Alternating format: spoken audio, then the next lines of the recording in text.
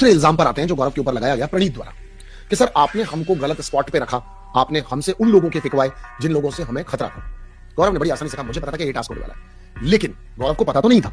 लेकिन sir dear प्रणीत, मैं आपसे जानना चाहता हूं कि कल आपको लड़ने के लिए कहा था क्या गौरव ने? कल आपको फरहाना से और तानिया मित्तल से लड़ने के लिए भी गौरव ने कहा था? नहीं कहा था, राइट? पर आप लड़ रहे थे, तो टास्क ऐसा था तो आज आपका वैसे भी गिरना ही था, है ना? अशनूर को भी गौरव ने नहीं कहा था भालू के नाम पे छेड़ो, इसके नाम पे छेड़ो, जा जाके पीछे पड़ के छेड़ो। ना ही गौरव ने कभी फरहाना को कहा था कि आप ऐसी चीजें करो। इनफैक्ट गौरव कहीं पर यह कहते हुए भी दिखे कि अशनूर तुम ज्यादा डेस्परेट लग रही हो, पोक कर रही हो। प्रणीत भी कह रहा है कि अब तुम ज्यादा बोल करके उसको पोक कर रही हो, ऐसा लग रहा है। एक बार शहबाज और प्रणीत बैठ के भी अशनूर को लिए कह रहे थे कि अब अशनूर एक्चुअली ज्यादा कर रही है। ये सब बातें पापा के जाने के बाद की। तो झगड़ा तो आप ही लोगों का था इनसे, राइट? फरहाना का तो जगत झगड़ा है, सारे घर से ही झगड़ा है, राइट? तो मालती इस घर में इस दिन तक के लिए इसीलिए रुकी हुई थी और बाकी सब तो आपने देख लिया।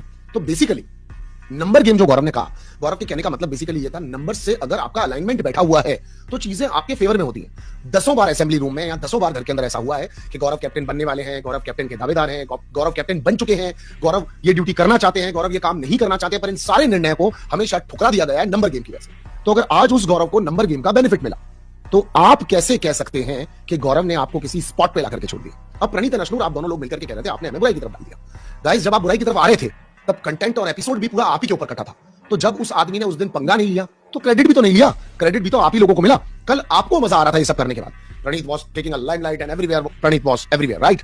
अरे मेरे को तो करना ही था, मैं तो कर ही नहीं पाया। तू लोगों पे इल्जाम मत लगा, सीधा मुझे बोल, तेरे को मेरे से बात करनी चाहिए। तो प्रणीत बेसिकली आपको गुस्सा आना चाहिए मेकर्स के ऊपर, या फिर आप इतना बड़े कनवास पे सोच नहीं पा रहे हो, समझ नहीं पा रहे हो। तो जिस गौरव को 10 बार आप लोगों ने मिलकर के नीचे गिराया, आज उस गौरव को रिटर्न फेवर करते हुए, उसकी लैंग्वेज की वजह से, उसके डिसिप्लिन की वजह से, उसके सबको बेस्ट ऑफ लक की विशेष करने की वजह से, चाहे कोई भी पड़ाव हो, उसको लोगों को गलतियां माफ करने की वजह से, उड़ते तीर नहीं लेने की वजह से, फालतू के पंगे नहीं लेने की वजह से, आज उसके दुश्मन जो कि ये कहते रहते हैं कि गौरव ने कुछ नहीं किया है, गौरव का कंट्रीब्यूशन कम है, गौरव का इन्वॉल्वेंस इतना नहीं है। अमाल भी कह रहा था आज के गौरव से ज्यादा तो प्रणीत ने किया है, फिर मैंने किया है, फिर तूने किया है, फिर इसने किया है, फिर उसने किया है। हाँ, लेकिन प्रणीत बाकी सब लोगों ने किया है कंपेयर टू गौरव के।